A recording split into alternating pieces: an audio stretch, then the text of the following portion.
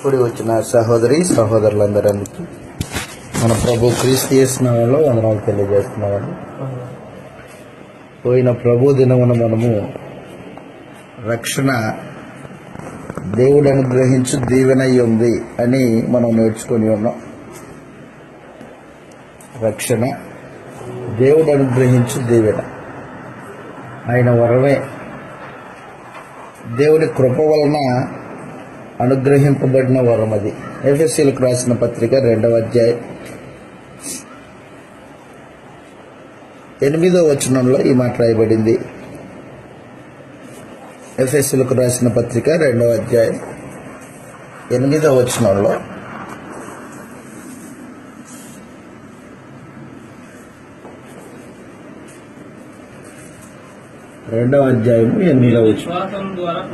మీరు విశ్వాసము ద్వారా కృపచేతనే రక్షింపబడితిరి. ఇది మీ వలన కలిగినది కాదు, దేవుని వరమే. కృప వలన, విశ్వాసము ద్వారా రక్షింపబడితిరి. ఇది దేవుని వరమే. విశ్వాసము ద్వారా దేవుడు రక్షణ అనుగ్రహించాడు. ఈ రక్షణను మనుషుడు కాపాడుకోవలసి ఉంది అని చెప్పాడు. రక్షణను కాపాడుకోవడానికి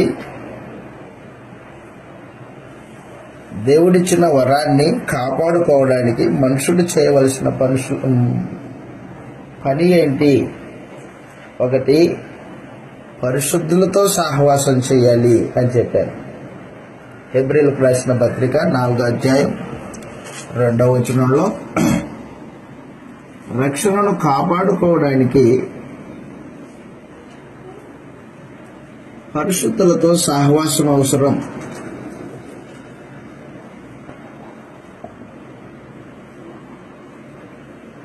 పరిశుద్ధుల సహవాసం లేకపోతే రక్షణను కోల్పోయే ప్రమాదం ఉంది.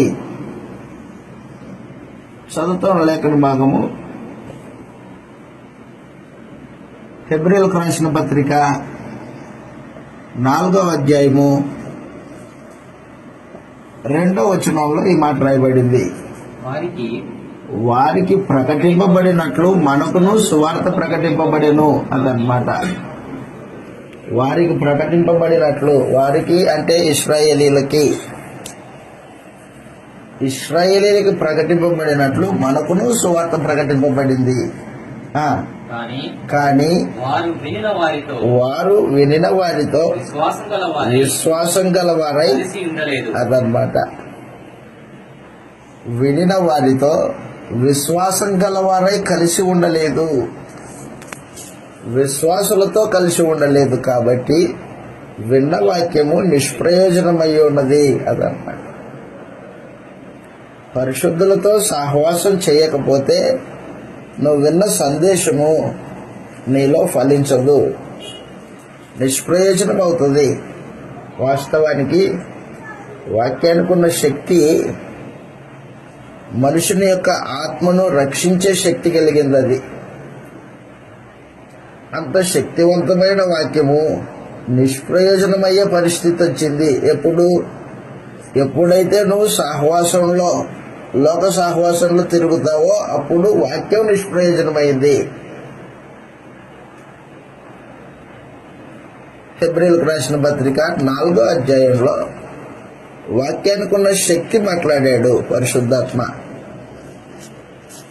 హెబ్రీయులకు రాసిన పత్రిక 4వ అధ్యాయం 12వ వచనంలో దేవుని వాక్యము శక్తి కలిగింది, సజీవమైందై అన్నాడు. హెబ్రీయులకు రాసిన పత్రిక 4వ అధ్యాయం 12వ వచనంలో దేవుని వాక్యము సజీవమై, దేవుని వాక్యము సజీవమై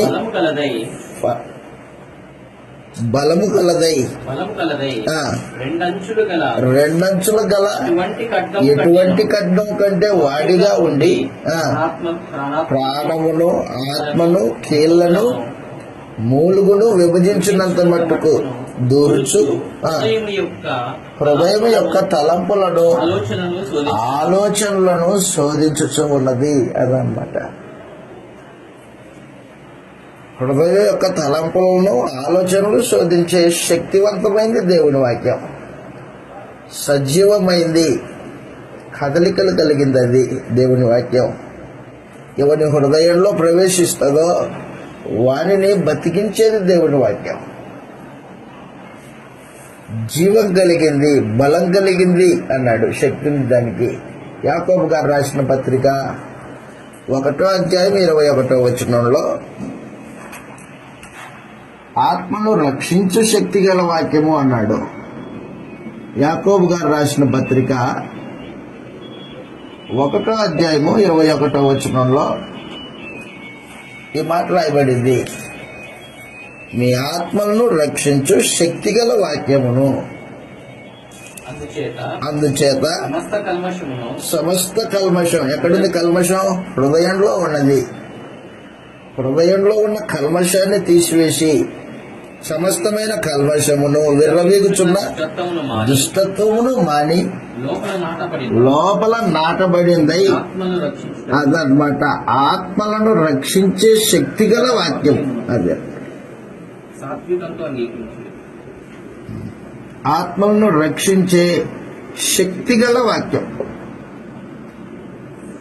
శక్తిగల వాక్యం, ఇంత గొప్ప శక్తివంతమైన వాక్యము ఇశ్రాయేలీలకి నిష్ప్రయోజనం అయిపోయింది. ఎందుకు నిష్ప్రయోజనం అయిపోయింది? అవిశ్వాసులతో సహవాసం చేశారు వాళ్ళు. దేవునికి విరోధమైన వారితో సహవాసం చేశారు.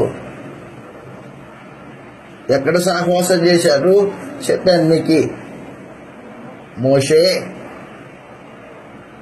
కనాను దేశాన్ని వేగి చూడడానికి ఇశ్రాయేల్లో 12 మందిని పంపించాడు.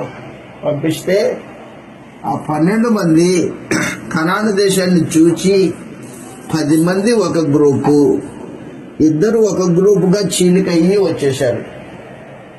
మోషే దగ్గరకు వచ్చి, అయ్యా మోషే, నేను చూసి వచ్చాం కనాను దేశం, పాలు తేనెలు ప్రవహించే దేశమే. దేవుడు చెప్పినట్టుగానే అది పాలు తేనెలు ప్రవహించే దేశమే. సంవత్సరానికి 3 పంటలు పండుతుంది, విపరీతమైన పంట. అయితే ఆ దేశపు ప్రజలు ఉన్నత దేహులు, ఉన్నతమైన దేహదారుడ్యం కలిగిన వారు, వారితో మనం యుద్ధం చేస్తే గెలవలేం అని బలహీనమైన మాటలు చెప్పారు ఈ 10 మంది. విశ్వాస సంబంధమైన మాటలు చెప్పారు కాలేబు, యెహోషువ. వీళ్ళేం చెప్పారంటే, ఆ దేశము దేవుడు మనకిస్తానన్నాడు కాబట్టి ఇస్తాడు, మనం వారితో యుద్ధం చేద్దాం, దేవుడు మన పక్షాన ఉండి యుద్ధం చేస్తాడు అని విశ్వాసము మాటలు మాట్లాడారు వీళ్ళు. విశ్వాసము బలహీనపడే మాటలు మాట్లాడింది ఈ 10 మంది. అక్కడున్న ఇశ్రాయేలీలు అనేక మంది ఈ 10 మందితో చేరారే గాని ఈ 2తో చేరలా. అదనమాట. నీ సహవాసం ఎవరితో? అవిశ్వాసులతో సహవాసం చేశారు ఆనాడు ఇశ్రాయేలీలు. ఎంతమంది లెక్క చెప్పాను మీకు. ఎంతమంది? 6,03,550 మంది. దాంట్లో 2 మాత్రమే విశ్వాసం కలిగిన వాళ్ళు. మిగతా 6,03,550 మంది 48 మంది దేవుని యందు విశ్వాసం లేని వాళ్ళు. విశ్వాసం లేని, ఈ విశ్వాసం లేని వారిని దేవుడు అరణ్యంలో రాల్ చేశాడు అని చెప్పాను. అనేక మంది రాలిపోయారు. ఎందుకు రాలిపోయారు? అవిశ్వాసులతో సహవాసం చేశారు. దేవుని వాగ్దానాన్ని నమ్మలేదు వాళ్ళు. పితరులతో దేవుడు చేసిన వాగ్దానము కనాను దేశాన్ని ఇస్తానని చెప్పాడు. నేనే వారిని నాటుతాను అన్నాడు.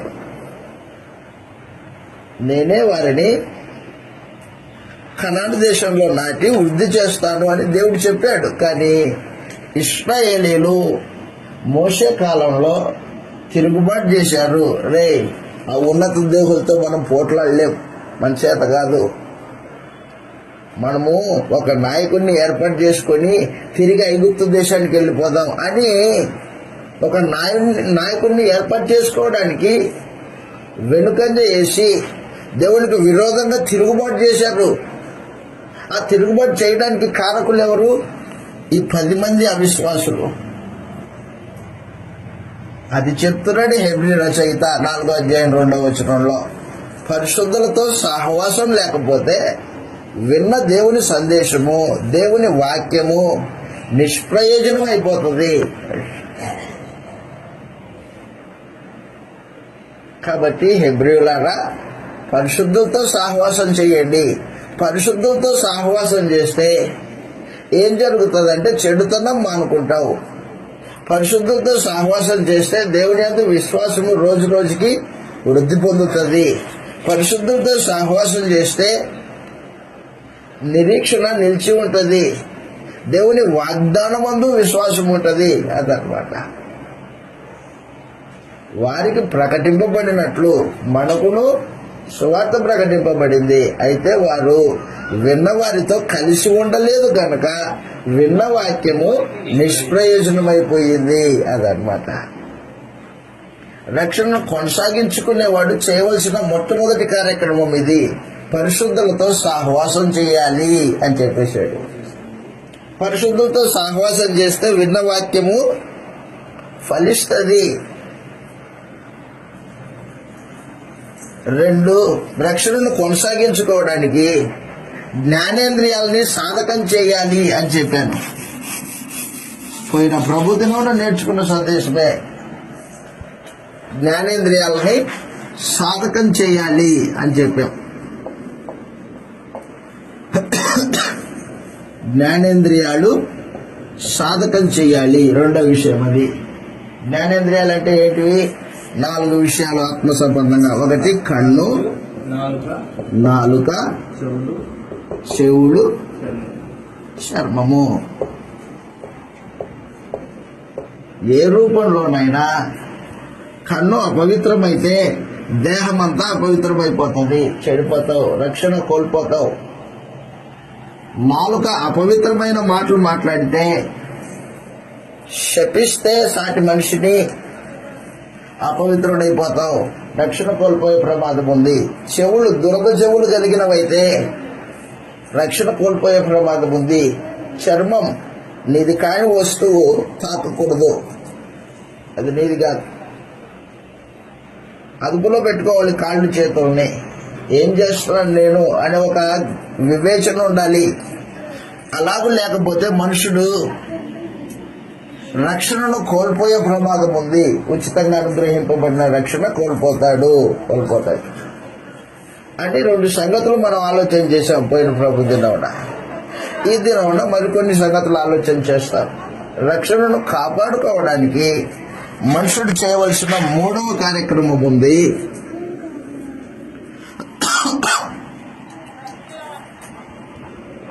మనస్సాక్షిని నిర్దోషంగా పెట్టుకోవాలా.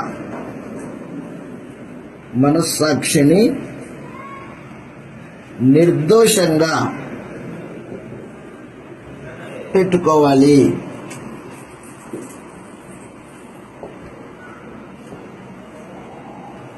మనస్సాక్షిని నిర్దోషంగా పెట్టుకోవాలి.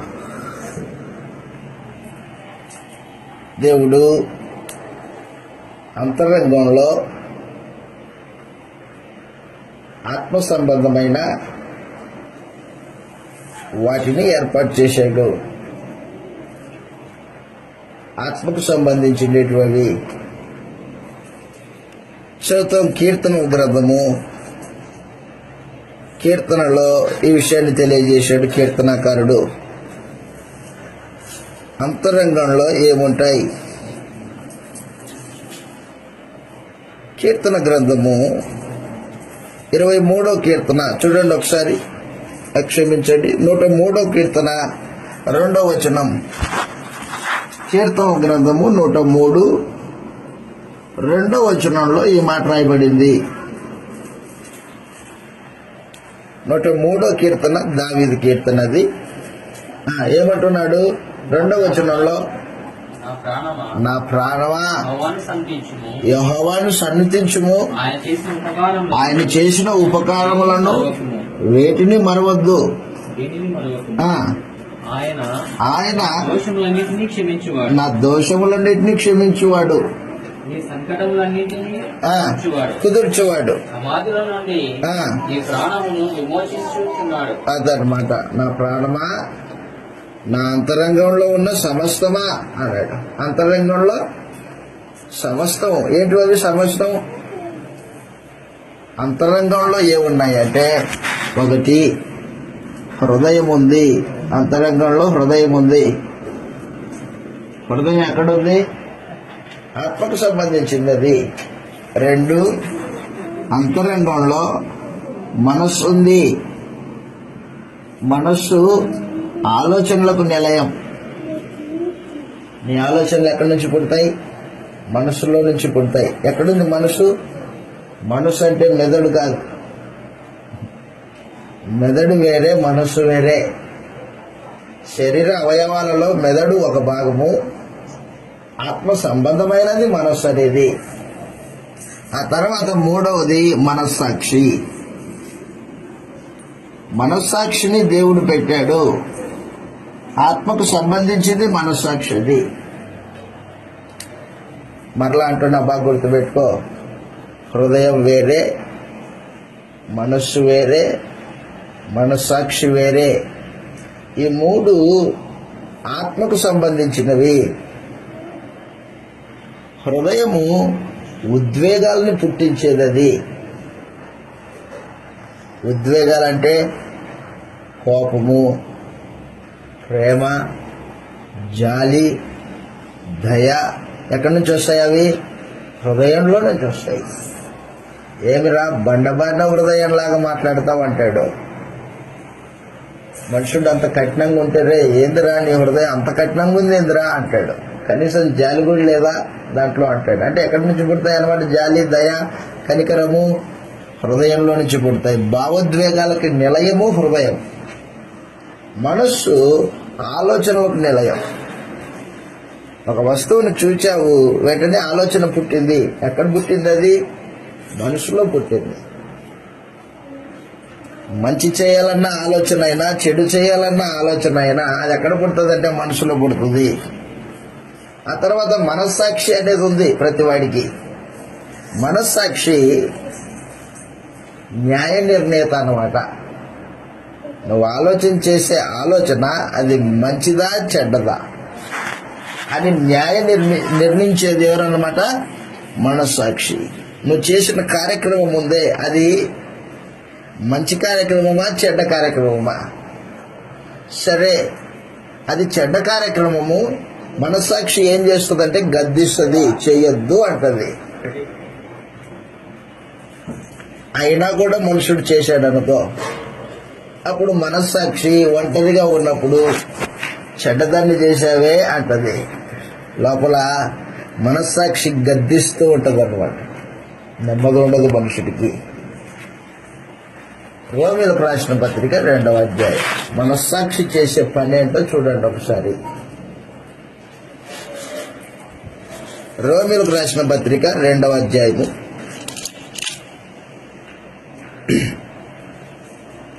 15వ వచనంలో ఈ మాట రాయబడింది. రోమీయులకు రాసిన పత్రిక 2వ అధ్యాయము 15వ వచనంలో మనస్సాక్షి ఏం చేస్తుందంటే, మంచి చేస్తే మంచి చేశావని, చెడు చేస్తే చెడు చేశావని చెబుతూ ఉంటది. చదువుతో ఇలాగ రాయబడింది. రోమీయులకు రాసిన పత్రిక 2వ అధ్యాయము 15వ వచనంలో, అట్టివారి మనస్సాక్షి కూడా సాక్ష్యమిచ్చుచూ ఉండగను, అదిగో వారి తలంపులు ఒకదానికి మీద ఒకటి తప్పు మోపుచు లేదా తప్పు లేదని చెప్పొచ్చు. అదనమాట మనస్సాక్షి ఏం చేస్తుంటది? తప్పుంటే తప్పు ఉందని చెప్తుంది, తప్పు లేకపోతే తప్పు లేదు అని చెప్పు. ధర్మశాస్త్రానుసారం చాలు. మనస్సాక్షి చేసే పని అన్నమాట అది. ఆదాము పాపం చేయక మునుపు నిర్దోషమైన మనస్సాక్షి కలిగిన వాడే. దోషం లేదు పాపం చేయక మునుపు ఆదాము యొక్క జీవితంలో.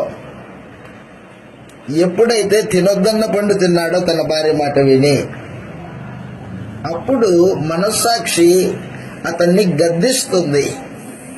దేవుడు ఒక పక్క పిలుస్తున్నాడు, ఆదాము ఆదాము ఎక్కడున్నావు అని ఒక పక్క పిలుస్తున్నాడు దేవుడు. ఆదాము ఎక్కడున్నాడు? చెట్టు దగ్గర దాచిపెట్టుకున్నాడు. ఏం చేస్తున్నాడు? మనస్సాక్షి యొక్క దోషారోపణ కింద ఉన్నాడు. అదనమాట. పిలిస్తే రావాలి కదా మనుషుడు, పిలిస్తే రావట్లేదు అంటే ఏం జరిగింది? మనస్సాక్షికి విరోధంగా తప్పు చేశాడు. దేవుడు తినొద్దన్న పండు తిన్నాడు, ఇప్పుడు రాలేకపోతున్నాడు. పిల్లలు ఉంటారు, చేయొద్దన్న పని చేశాడు అనుకో, రైట్ రా అంటే రాడాడు. ఎందుకు రాడు? వస్తే కొడతాడనో, లేకపోతే వాడి మనస్సాక్షి అయ్యో నేను తప్పు చేశాననే భావన వాడిలో ఉంటుంది. అదనమాట. అది మనస్సాక్షి యొక్క దోషారోపణ అంటాడు దాన్ని. ఆ రోజున ఆదాము మనస్సాక్షి యొక్క దోషారోపణ కింద ఉండి దేవుడి సముఖానికి రాలేకపోయాడు. కొత్త నిబంధన క్రైస్తవుడు యేసుప్రభు రక్తం చేత మనస్సాక్షి యొక్క దోషారోపణని శుద్ధి చేయబడిన వాడు ఇక మీదట మనస్సాక్షిలో పాపాన్ని ఉంచుకోలేడు. యేసుప్రభు రక్తము మనస్సాక్షిని శుద్ధి చేసింది. చదువుతాం. హెబ్రీయులకు రాసిన పత్రిక 2వ అధ్యాయం 14వ వచనంలో యేసుప్రభు రక్తము మనస్సాక్షిని శుద్ధి చేసింది. 9వ అధ్యాయం 14వ వచనంలో ఈ హేతువు చేత నిత్యుడగు ఆత్మ ద్వారా తను తాను దేవునికి నిర్దోషిగా అప్పగించుకొనిన క్రీస్తు యొక్క రక్తము నిర్జీవ క్రియలను విడిచి జీవం గల దేవునిని సేవించున్నట్లు మీ మనస్సాక్షిని ఎంతో ఎక్కువగా శుద్ధి చేయును కదా. అదిగో క్రీస్తు ప్రభు రక్తము చేత ఎప్పుడైతే నమ్మి బాప్తిస్మం పొందావో, యేసు ప్రభు అని నమ్మి బాప్తిస్మం పొందావో, అప్పుడు మనస్సాక్షి యేసు ప్రభు రక్తం చేత శుద్ధి చేయబడింది.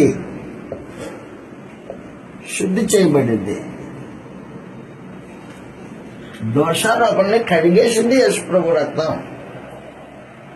ఎప్పుడైతే దోషారోపణ కడిగివేయబడిందో మనస్సాక్షి నిర్మలంగా మారింది.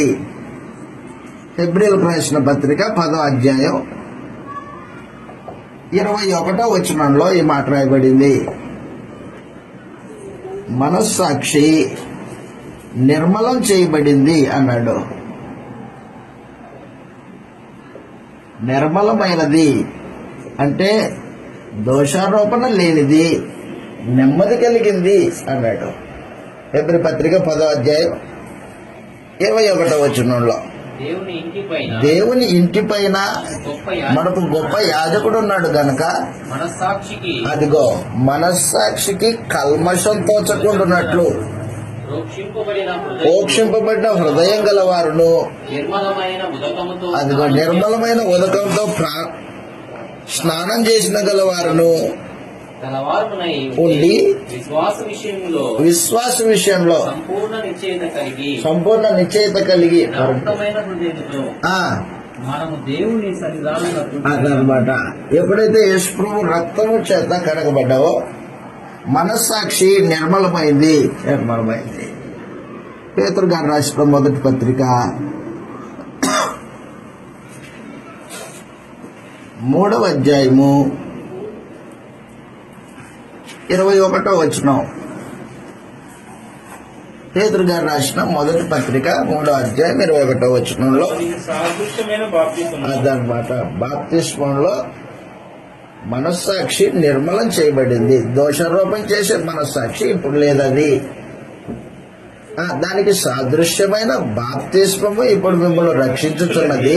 అదేమనగా శరీర మాలిన్యము తీసివేయట కాదు. బాప్తిస్మం అనేది శరీర సంబంధమైన బురదను కట్టుకోవడానికి కాదది కాదు గాని యేసుక్రీస్తు పునరుత్థాన మూలముగా దేవుని విషయము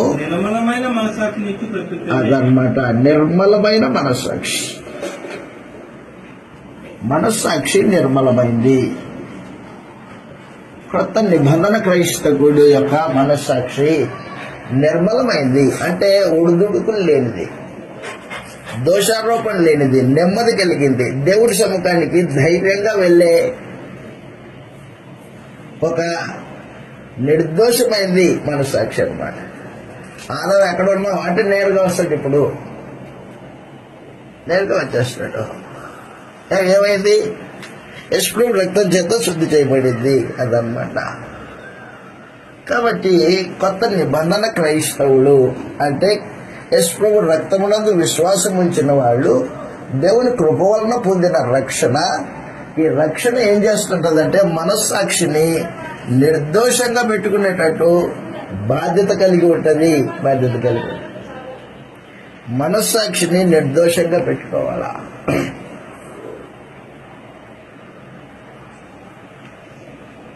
పాపం చేయడానికి అవకాశం వచ్చింది, కానీ పాపం చేయకుండా బతకాల. అబద్ధమాడే అవకాశం వచ్చింది, కానీ అబద్ధమాడుకోకుండా ఉండాలా.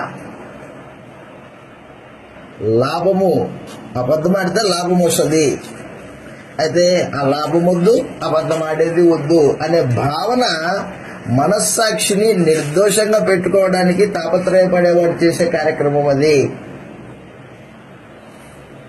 నిర్దోషంగా పెట్టుకోవాలా.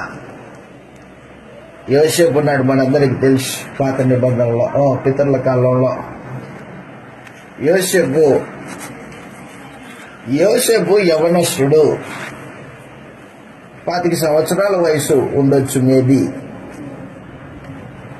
ఆ వయసులో ఉన్నవాడికి శరీర కోరికలు ఉంటాయి, కానీ అతనేం చేసేవాడంటే దేవునికి భయపడేవాడు, దేవుని యందు విశ్వాసం కలిగిన వాడు, దేవుణ్ణి చూడకపోయినా ఉన్నాడని నమ్మి ఆయన కనుదృష్టి నన్ను చూస్తుందనే భయం కలిగిన వాడు యోసేపు.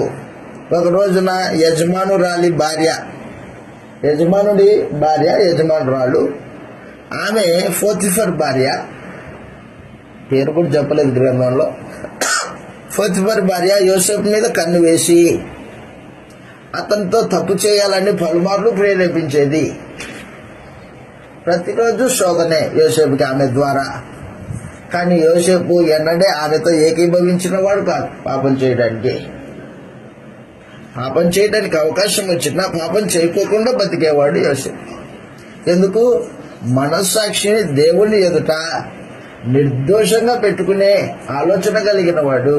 అది ఆదికాండము 42వ అధ్యాయం. మనస్సాక్షిని నిర్దోషంగా పెట్టుకోవడము క్రైస్తవుని యొక్క బాధ్యత. రక్షణను కొనసాగించుకోవడంలో అదొక కార్యక్రమం అయి ఉన్నది. ఆదికాండము 42వ అధ్యాయమా చూడండి ఒకసారి. ఆదికాండము 39వ అధ్యాయం 7వ వచనంలో ఈ మాట రాయబడింది. ఆదికాండము 39వ అధ్యాయము 7వ వచనం. అతను తన తల్లిదండ్రులు యోసేపు చేతికి అప్పగించి తాను ఆహారం తినదు తప్ప ఏమి ఉన్నదో ఏమి లేదో విచారించబడతాడు. అవును. యోసేపు రూపవంతుడును సుందరుడై ఉండెను.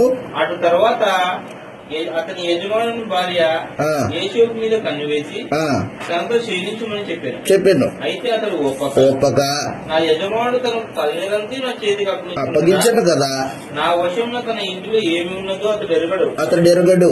ఈ ఇంటిలో నాకంటే పైవాడు ఎవడు లేడు. నీవు అతని భార్య అయినందున నిన్ను తప్ప మరి దేనిని నాకు అదనమాట. ఈ ఇంట్లో ఉన్నదంతా నాకు అప్పగింపబడింది, కానీ నిన్ను అప్పగించలేదు నా యజమానుడు. కాబట్టి ఎట్లు ఇంత ఘోరమైన దుష్కార్యం చేసి విరోధంగా పాపమును కట్టుకుందును అదనమాట. కాబట్టి మనస్సాక్షిని నిర్దోషంగా పెట్టుకున్నవాడు యోసేపు. అప్పుడు యోసేపు పారిపోయాడు. పారిపోతే యజమానురాలు యోసేపు యొక్క పై వస్త్రాన్ని చేతిలో పట్టుకొని కూర్చుంది. యజమానుడు రానే వచ్చాడు ఇంటికి. యజమానుడు రాగానే అదిగో ఆ ఎబ్రియుడు నన్ను ఎగతాళి చేశాడు అని నేరం నెట్టింది యోసేపు మీద. నేరం చేసింది ఈమె, నిర్దోషి అయిన యోసేపు మీద నేరం నెట్టింది. యజమానుడు పోతిఫరు అతడు అలాగ చెయ్యడే, అలాంటి వాడు కాదే.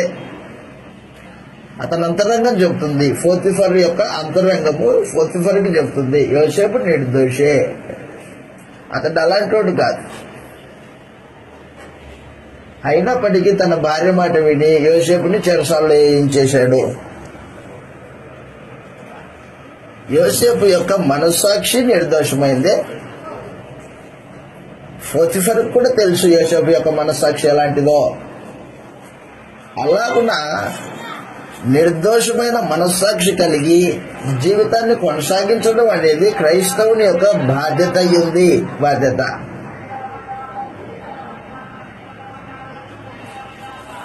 అయ్యా, నేనైతే ఏ నేరం చేయలేదు యజమానురాలి పట్ల. నా గురించి తెలుసు కదా నీకు, నేను ఎంత నమ్మకస్తుడినో నీ ఇంటికి వచ్చినప్పటి నుంచి. అవును తెలుసు, నీ మనస్సాక్షి ఏంటో నాకు తెలుసు. మరి నన్ను ఇప్పుడు చెరసాలే వేస్తున్నావే, న్యాయమేనా?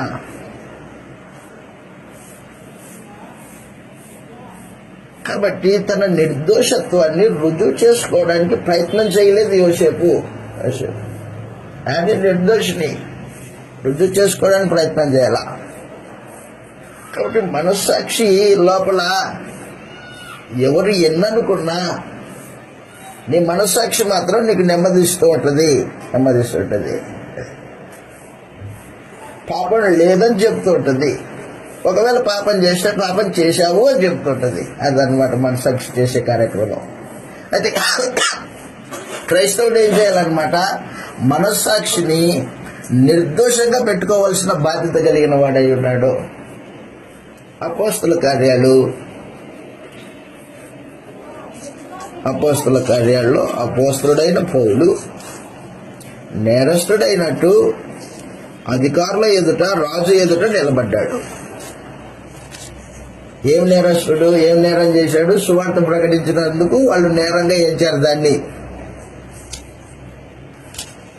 అపోస్తల కార్యములు 24వ అధ్యాయం 14 నుంచి 16 వచనాలు. అపోస్తల కార్యములు 24వ అధ్యాయము 14 నుంచి 16 వచనాల్లో ఈ మాట రాయబడింది. నేరస్తుడైనట్టు బోన్లో నిలబడ్డాడు. ధర్మశాస్త్రమందును ప్రవక్తల గ్రంథముల యందును వ్రాయబడిన ఉన్నవన్నీయు నమ్మి నీతిమంతులకును అనీతిమంతులకును పునరుత్థానం కలగబోతున్నదని వీరు నిరీక్షించున్నట్లు నేను కూడా దేవుని యందు నిరీక్షణ ఉంచి వారు మతభేదమని పేరు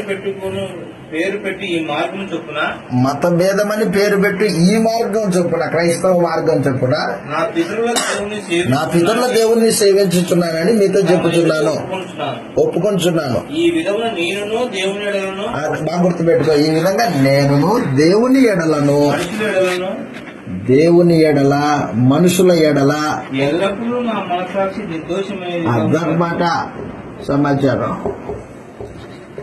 నీ మనస్సాక్షి నిర్దోషంగా పెట్టుకోవాలి. మొదటిగా దేవుని ఎడల, 2 మనుషుల ఎడల అన్నాడు. దేవుని ఎడలను మనుషుల ఎడలను నా మనస్సాక్షిని నిర్దోషంగా పెట్టుకున్నట్టుకు నేను సాధన చేస్తున్నాను అని చెప్పేశాడు అనమాట. సాధన అంటే అభ్యాసం. కాబట్టి రక్షింపబడిన తర్వాత మనస్సాక్షిని నిర్దోషంగా పెట్టుకోవడము సాధన చేయాలా. ఏం సాధన చేస్తున్నావు? వ్యాపారంలో ఇంత వస్తుంది, అంత పోతుంది, ఇంత వస్తుంది అని లెక్కలు కట్టి అభ్యాసం చేస్తున్నావా? లోకంతో వాళ్ళతో స్నేహం చేస్తే, వాళ్ళతో మాట్లాడితే ఇంత వస్తుంది, అదొస్తుంది, ఇది కాదు అభ్యాసం చేయాల్సింది. మనస్సాక్షిని నిర్దోషంగా పెట్టుకోవాలి, దాన్ని అభ్యాసం చేయాలా. మరణం వరకు మనస్సాక్షి దోషారోపణ లేని విధంగా జీవితాన్ని కొనసాగించాలి. అప్పుడు రక్షణ నిలిచుంటుంది. రక్షణ నీకు దేవుడు అనుగ్రహించిన వరాన్ని నువ్వు కాపాడుకుంటున్నావు అని అర్థం. మనస్సాక్షి దోషారోపణ చేసేవాడు పాపి అయి ఉంటాడు, దేవునికి విరోధి అయి ఉంటాడు, రక్షణ కోల్పోయే ప్రమాదంలో ఉంటాడు. ఎవరు ఎన్నైనా అనుకొని నీ మనస్సాక్షి నీ మీద దోషారోపణ చేయకూడదు. దాని కొరకు అభ్యాసం చేయాలి. నేరం చేయలేదని నీకు తెలుసు, యోసేపుకి, యోసేపు యొక్క యజమానికి కూడా తెలుసు. కానీ నిర్దోషి అని రుజువు చేసుకునే ప్రయత్నం చేయలేదు యోసేపు. తన మనస్సాక్షి ఏమో నెమ్మదిగానే ఉంది. దేవుడు కూడా యోసేపు యొక్క మనస్సాక్షి నిర్దోషమైంది అని ఆయనకు తెలుసు. అయినా కూడా చెరసాలు అనుభవించాడు యోసేపు.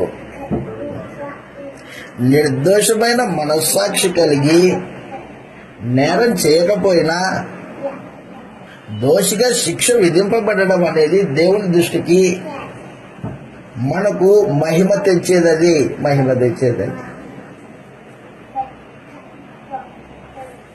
ఒక ఆయన ట్రైన్లో దొంగతనం చేశాడు. సెల్ ఫోన్ దొంగతనం చేస్తే పోలీస్ ఆయన వచ్చాడు. అందరి ముఖాలు చూశాడు. దొంగని ముఖం వాడికి పోలీసు వాడికి తెలుసు కదా. చూసా, నువ్వే తీసావు, తీ జవులు పెట్టుకుని ఎక్కడ పెట్టుకుని తీ అన్నాడు. నేను తీసుకోలేదా అన్నాడు. తిరగా కొద్దిసేపటికి మళ్ళీ అన్ని వెతికితే బ్యాగ్లో దొరికింది, వాడి బ్యాగ్లో దొరికింది. రే, ఇంతసేపు తీసుకోలేదన్నావు, నీ బ్యాగ్లో దొరికింది ఏంది ఇది అన్నాడు. అయా తప్పైందా. మనస్సాక్షి దోషారోపణ చేసిన వాడి మనస్సాక్షి వాడి మీద నేరం నెడుతుంటది, కానీ నేరస్తుడు కాదు అని మాట్లాడుతుంటాడు. లోపల నేరస్తుడు అనేది వాడికి ఉంటుంది, కానీ పైకి నేను నేరస్తుడిని కాదు అంటుంటాడు అనమాట. అయితే నిర్దోషమైన మనస్సాక్షి కలిగిన వాడు ఏం చేస్తాడంటే, నేను నేరస్తుడిని కాదని ఒకసారి చెప్తాడు. కావాలంటే చూసుకోండి, నేను దోషిని కాదు రుజువు చేసుకోవడానికి ప్రయత్నం చేయడు. అలాంటిది క్రైస్తవుడి యొక్క జీవిత విధానం. రక్షణను కోల్పోకోకుండా ఉండాలంటే మనుషుడు ఏం చేయాలన్నమాట, మనస్సాక్షిని సాధన చేయాలి, అభ్యాసం చేయాలి. నిర్మలమైన మనస్సాక్షిని కాపాడుకోవాలి. పేతురు గారు రాసిన మొదటి పత్రిక 3వ అధ్యాయము 15వ వచనంలో ఈ మాటలు రాయబడ్డాయి.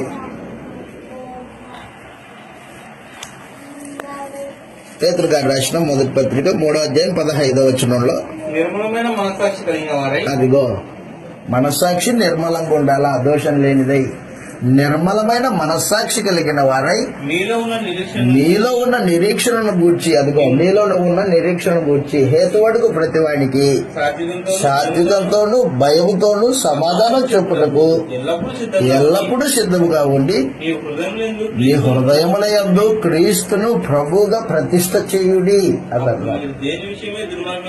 దేని విషయమై మీరు దుర్మార్గులని దూషింపబడుతున్నారో లోకస్తుల చేత, దాని విషయమై క్రీస్తునందు మీ సత్ప్రవర్తన అదనమాట. క్రీస్తునందు సత్ప్రవర్తన. అపనిందలు వేస్తున్నారు. ఆ నిందలు నిజం కాదు, అబద్ధ సంబంధమైన నిందలు. అపనిందలు వేయవారు సిగ్గుపడతారు. ఆ రోజున యోసేపు 2 సంవత్సరాలు పైబడి శిక్ష అనుభవించాడా, జైల్లో అనుభవించాడు. ఆ తర్వాత యోసేపు ఐగుప్తు దేశానికి రాజు అయ్యాడు, మంత్రి అయ్యాడు, ఆర్థిక మంత్రి అయ్యాడు. అప్పుడు పోతిఫర్ ముఖం ఎక్కడ పెట్టుకుంటాడు? పోతిఫర్ భార్య ముఖం ఎక్కడ పెట్టుకుంటుంది? నిర్దోషిని పట్టుకొని పోయి దోషి అన్నట్టు చెరసోళ్ళు వేస్తారా? సిగ్గు వాళ్ళకే వచ్చింది. యోసేపు కక్ష పూనలేదు వాళ్ళ మీద. కాబట్టి దయచేసి గుర్తుపెట్టుకో, క్రైస్తవుడు ఏం చేయాలంటే రక్షణను కాపాడుకోవాలంటే 3 మనస్సాక్షిని నిర్దోషంగా ఉండడానికి సాధన చేయాలి.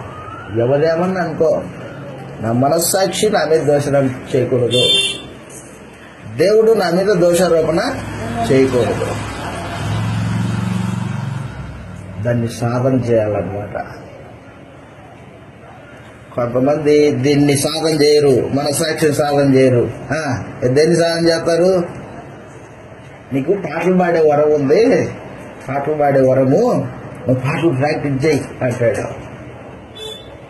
10 మందిలో కనపరుచుకోవడానికి చూసుకునే ప్రయత్నాలే తప్ప దేవుని ఎదుట అయ్యో నా మనస్సాక్షి నిర్దోషంగా పెట్టుకోవాలి అనే భావన లేనివాడు మనుషులు ఈ రోజున భక్తి చేసేవాళ్ళు.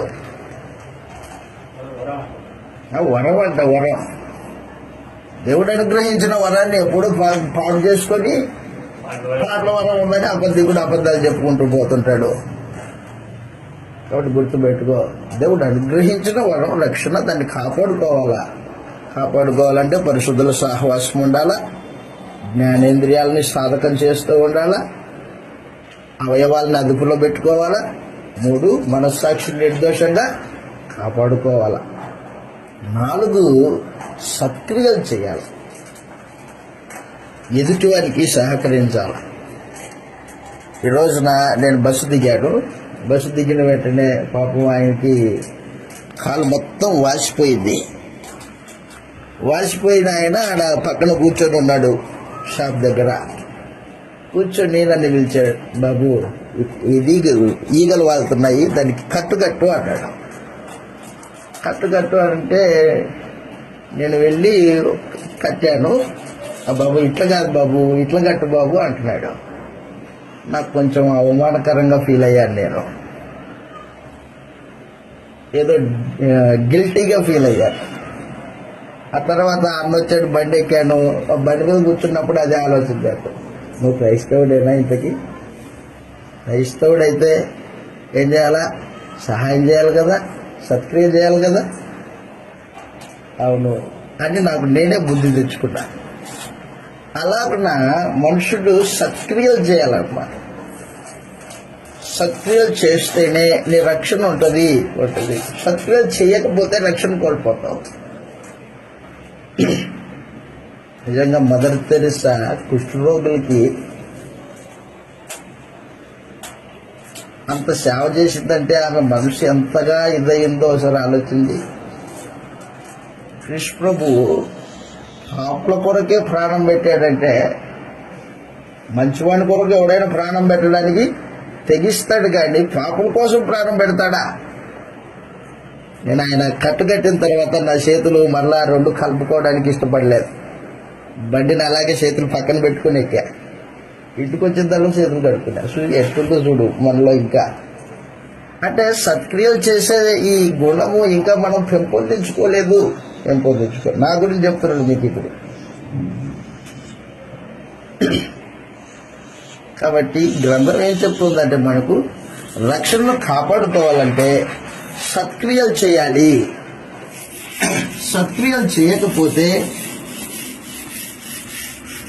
ఇతరుల అక్కరలలో సహాయం చేయాలి.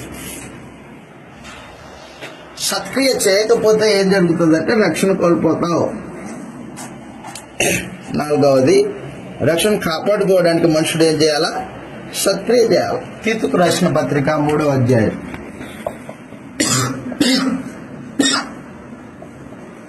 సత్క్రియలు శ్రద్ధగా చేయాలి.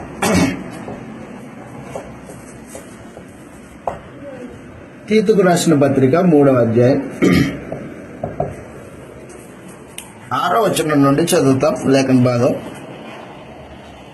తీతుకు రాసిన పత్రిక 3వ అధ్యాయం 6వ వచనం నుండి.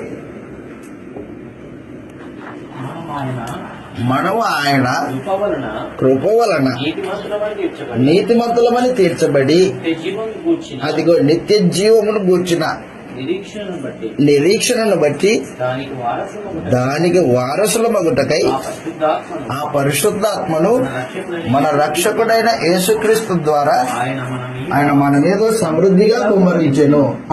ఈ మాట నమ్మదగింది. బాగా విను. ఏ మాట అది? ఆయన యందు విశ్వాసముంచు వారు సత్క్రియలు శ్రద్ధగా చేయుట యందు మనస్సుంచవలెను అన్నాడు. చూడండి, రక్షణ కాపాడుకోవాలంటే ఏం చేయాలా?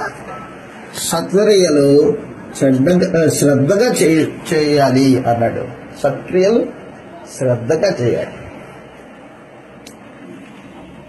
ఏంటి సత్క్రియ? అక్కర గలవానికి సహాయం చేయడం, పంచిపెట్టడం, నిస్వార్థంగా పంచిపెట్టడం. ఎఫెసీ పత్రిక 4వ అధ్యాయం.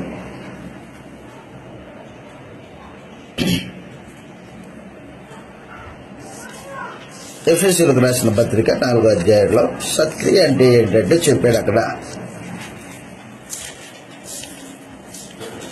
ఎఫెసీ పత్రిక 4వ అధ్యాయం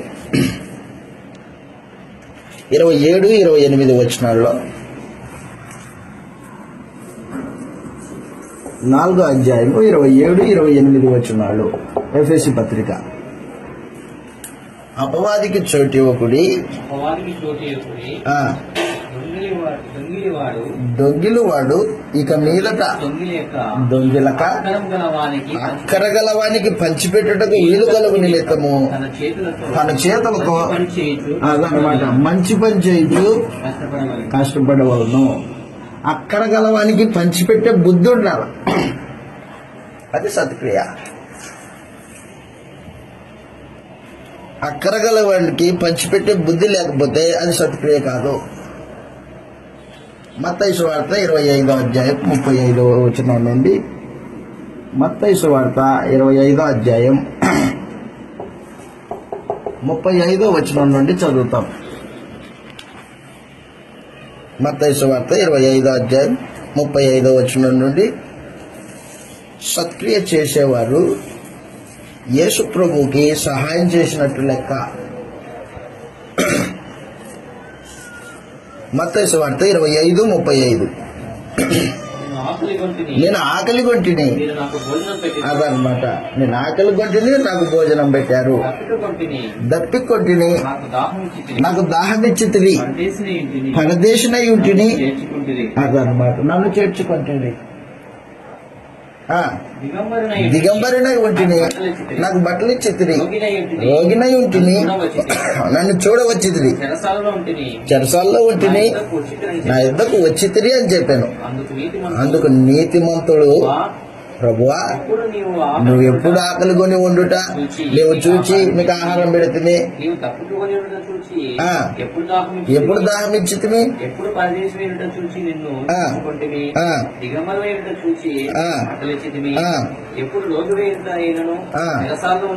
చెరసాల్లో ఉండుట అయినను చూచి నీ యుద్ధకు వచ్చితిమని.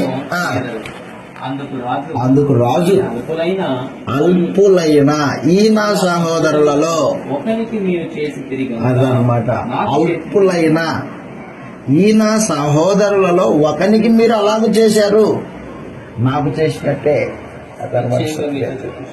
నిశ్చయంగా ఖచ్చితంగా చెప్తున్నా అని చెప్పేసి. కాబట్టి సత్క్రియ చేసేవారికి నిత్య జీవం అనుగ్రహిస్తాడు. దుష్క్రియ చేసేవాడికి దేవుని ఉగ్రత, రౌద్రం ఉంటుంది. కాబట్టి మనుషులు ఏం చేయాలంటే రక్షణను కొనసాగించుకునేవాడు సత్క్రియను ఆపకూడదు, శ్రద్ధగా చేయాలి. గిల్టీ ఫీలింగ్తో సత్క్రియ చేయకూడదు. నేను అలాగే చేయకూడదు, అదే నేను సరిగ్గా చేయలేదు, నేను సిగ్గుపడుతున్నా.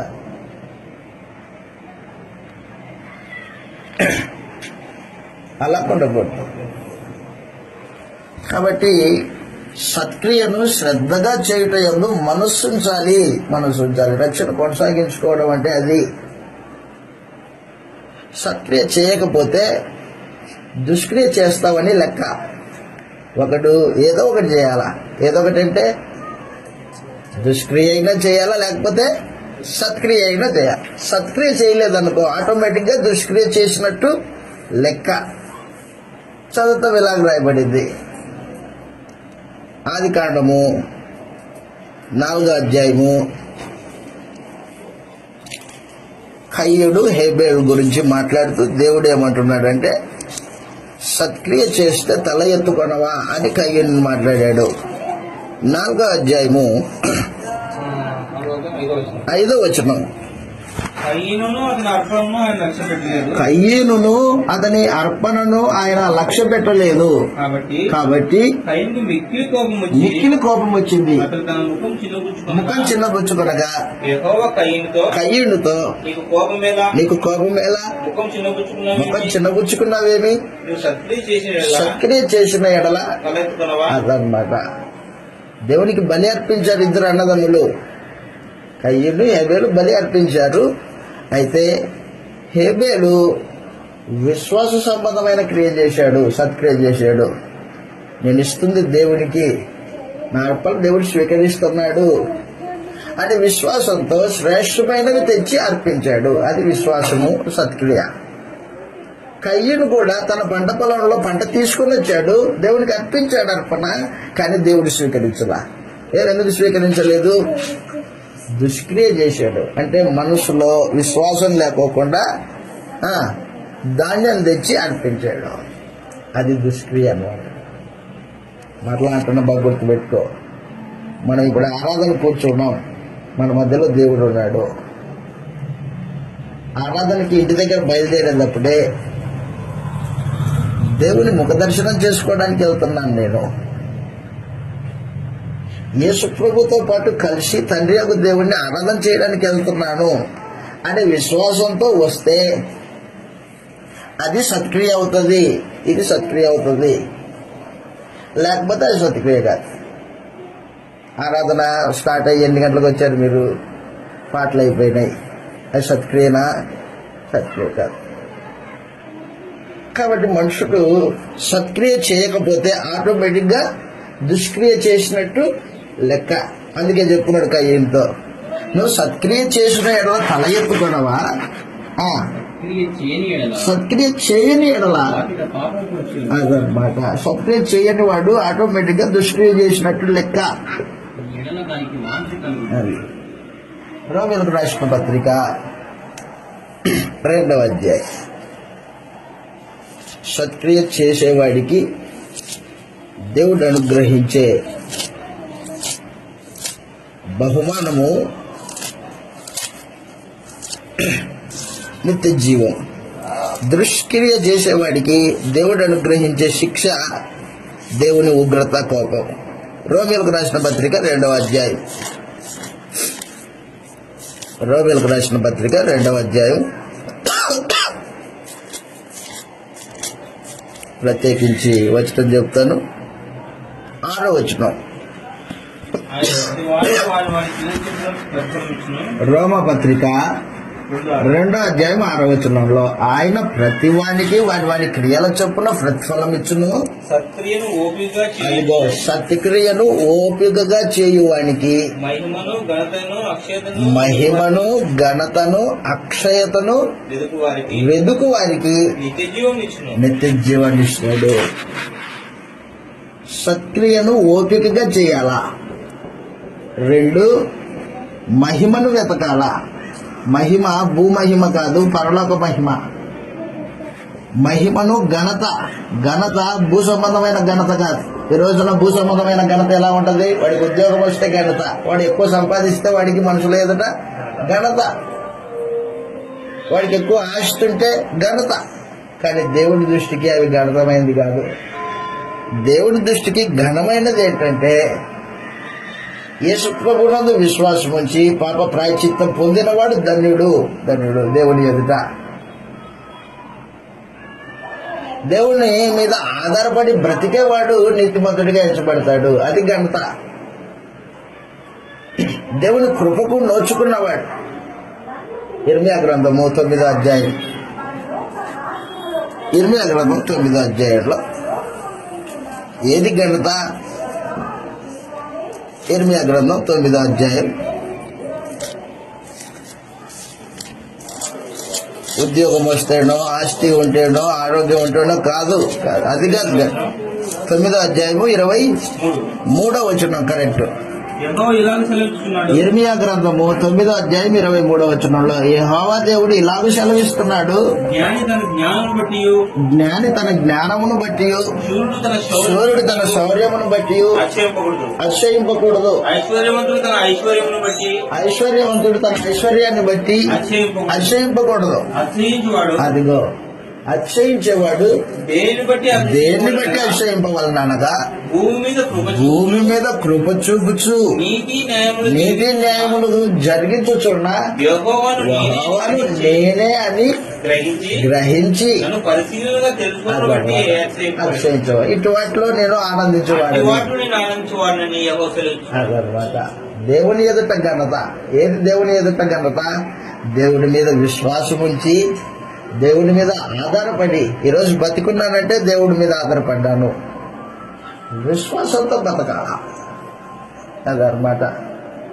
కాబట్టి సత్క్రియను ఓపికగా చేయొచ్చు. మహిమను, ఘనతను, అక్షయతను వెతుకు వారికి నిత్య జీవమునిస్తాను అని చెప్పేశాడు. అక్షయత నాశనం లేని స్థితి.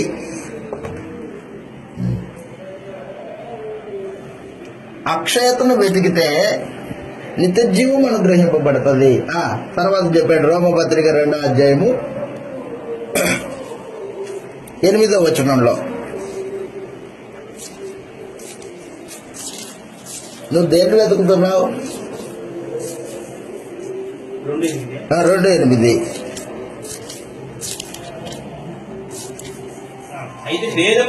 అదిగో అయితే చెప్పాడు, దానికి రివర్స్ చెప్పాడు ఇప్పుడు. అయితే భేదములు పుట్టించి సత్యానికి లోబడక దుర్నీతికి లోబడే వాడి మీదికి అదనమాట. రోమపత్రిక 2వ అధ్యాయం 8వ వచనంలో మాట్లాడబడింది. ఏమంటున్నాడంటే, అయితే భేదాలు పుట్టించి సత్యానికి లోబడలేదు. సత్యం కళ్ళెదుట వినపడుతుంది చెవికి, అయినా కూడా మనుషులు లోబడడు.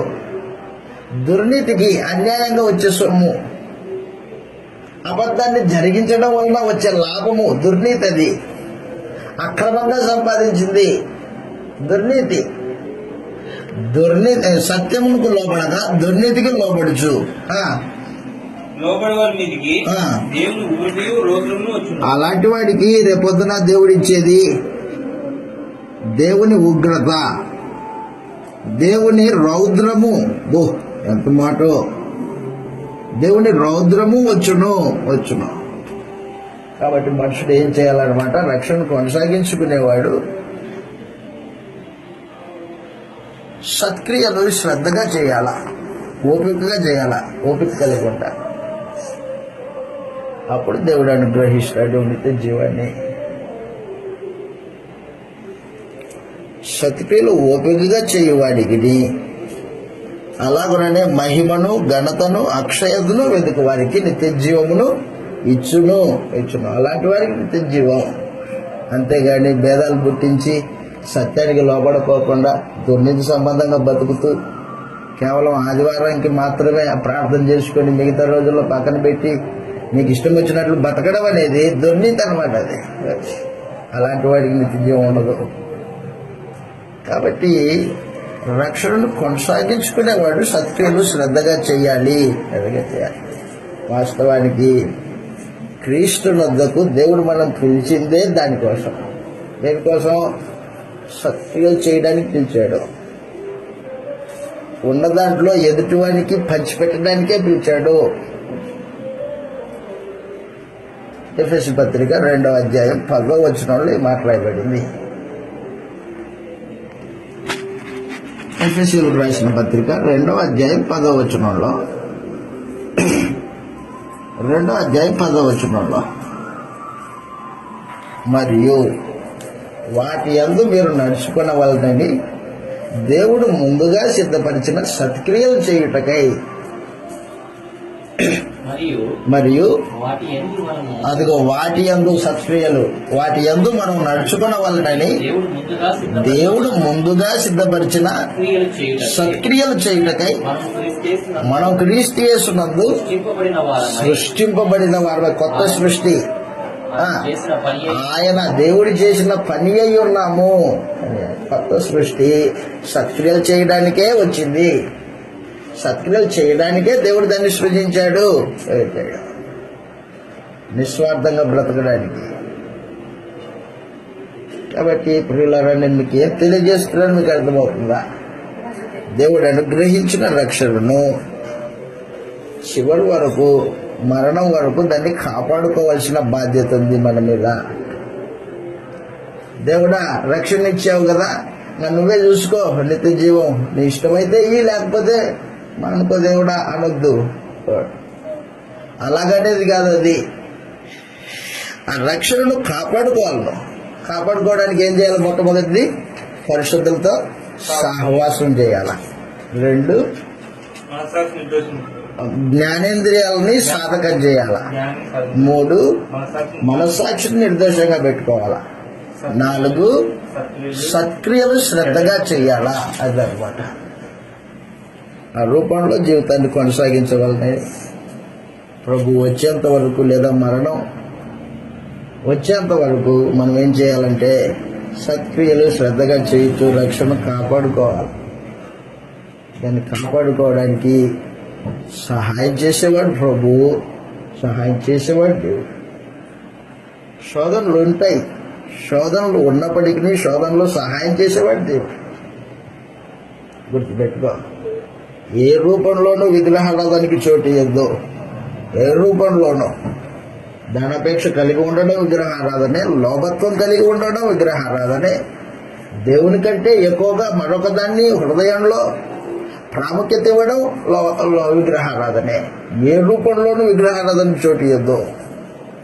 ఆ రోజున ఇశ్రాయేలీయులు 6,03,550 మంది రక్షింపబడ్డారు. బాప్తిసం పొందారు వాళ్ళు. మోషేని బట్టి అరణ్యంలో, ఎర్ర సముద్రంలో బాప్తిసం ఇచ్చారు దేవుడు వాళ్ళకి. అయినా ఆ రక్షణను వాళ్ళు కొనసాగించుకోలేకపోయారు.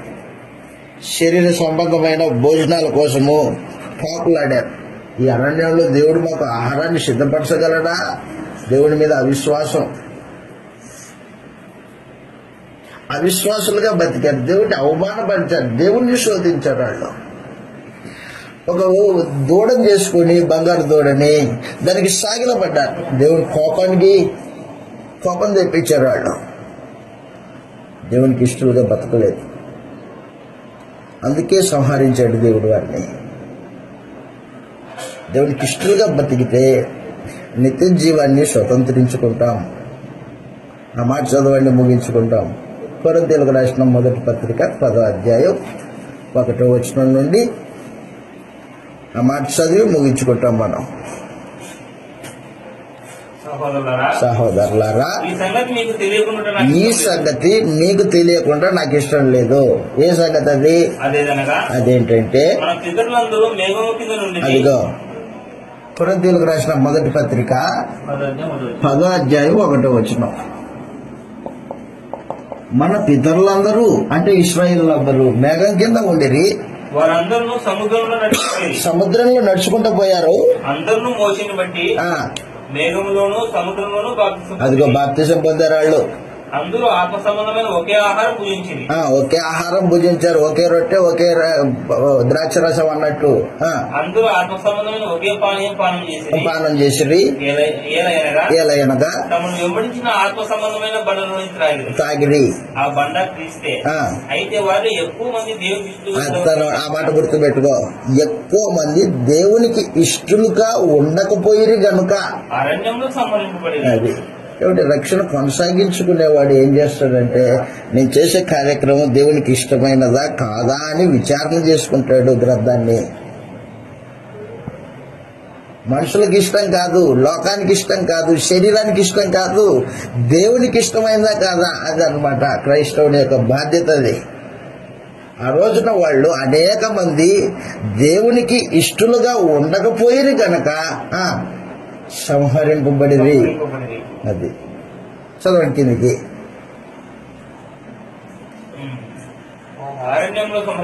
అరణ్యంలో సంహరింపబడిరి.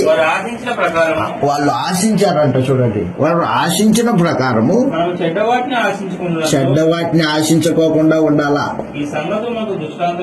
అది ఈ సంగతులు మనకు దృష్టాంతములుగా ఉన్నవి. తినుటకును త్రాగుటకును కూర్చుండి ఆడుటకు లేచిరి అని వ్రాయబడినట్లు వారిలో కొందరు వరే మీరు విగ్రహారాధికులై ఉండకూడదు. అదిగో విగ్రహారాధికులై ఉండకుడి. గుర్తుపెట్టుకో, బొమ్మ ఇంట్లో పెట్టుకోవడం విగ్రహారాధన అంటాం మనం కదా. కాదు, హృదయాల్లో ధనాపేక్ష కలిగి ఉండడము, లోభత్వం కలిగి ఉండడము, దేవుని కంటే ఎక్కువగా మరొక కార్యక్రమానికి ప్రాధాన్యత ఇవ్వడము, అది విగ్రహారాధన. హృదయాల్లో ఉంది విగ్రహం. బయట ఉన్న దాన్ని చూసారు, మీరు ఇంకా విగ్రహాలు తీసేయలేదా అంటాడు వాడిని. లోకస్తుల్ని మీరు ఇంకా విగ్రహాలు తీసేయలేదా అంటాడు.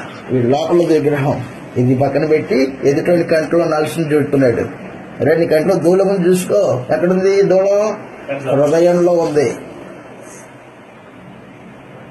విగ్రహారాధన నీ హృదయంలో పెట్టుకొని ప్రార్థన పేరిట మోసపోయి ఎదుటోని కంట్లో నలుసు తీయడానికి పోతున్నాడంట. వాడు బొమ్మ పెట్టుకున్నాడు చూసావా అంటాడు. వాడి బొమ్మ పక్కన పెట్టు, వాడికి శిక్షిస్తాడు దేవుడు. మరి నీ సంగతి ఏంటి? నీ హృదయంలో విగ్రహారాధన ఉందే. దేవుడి కంటే ఎక్కువ ప్రాధాన్యత దేనికి ఇస్తున్నావు? అది నీ విగ్రహం కాదా? అదన్నమాట. దేవునికి విరోధంగా శనిగారు వాళ్ళు. ఉన్నవాటితో తృప్తి పొందకోకుండా మాకు దేవుడు అది పెట్టగలడా ఇది పెట్టగలడా అని దేవుడిని శోధించారు. మనం అలా శోధింపకుండా ఉందము అన్నాడు. వారు శనికి సంహారకుని చేత సంహరింపబడ్డారు, మనము సనగకుండా ఉందాము అని చెప్పేశాడు అన్నమాట. కాబట్టి రక్షణ కొనసాగించుకునేవాడు దేవునికి ఇష్టడిగా బతుకుతాడు. మనుషులకు ఇష్టం కాదు, నా బంధువుకి ఇష్టం కాదు, వాడు లోకానికి ఇష్టం కాదు, నీ శరీరం ఇష్టం కాదు, దేవుడికి ఇష్టంగా బతకాలి. కాబట్టి నిత్య జీవము స్వతంత్రించుకునే వారుగా యేసుప్రభు రెండోసారి ప్రత్యక్షమైనప్పుడు, బలా నమ్మకమైన దాసుడా రా, తండ్రి చేత ఆశీర్వదింపబడిన వాడా రా అని పిలిచేటట్టుగా జీవితాన్ని కొనసాగించుకోవాల్సిన బాధ్యత కలిగిన వాళ్ళం మనం. అందరిలాగా లోకస్తులాగా పరిగెత్తడానికి కాదు ఇది రక్షణ. ఆ రూపంలో ఆలోచన చేయవలనని ప్రేమతో మీకు మనవి చేస్తూ మాటలు ఇంతటితో ముగించేస్తున్నాను. మీ అందరికీ వందనాలు.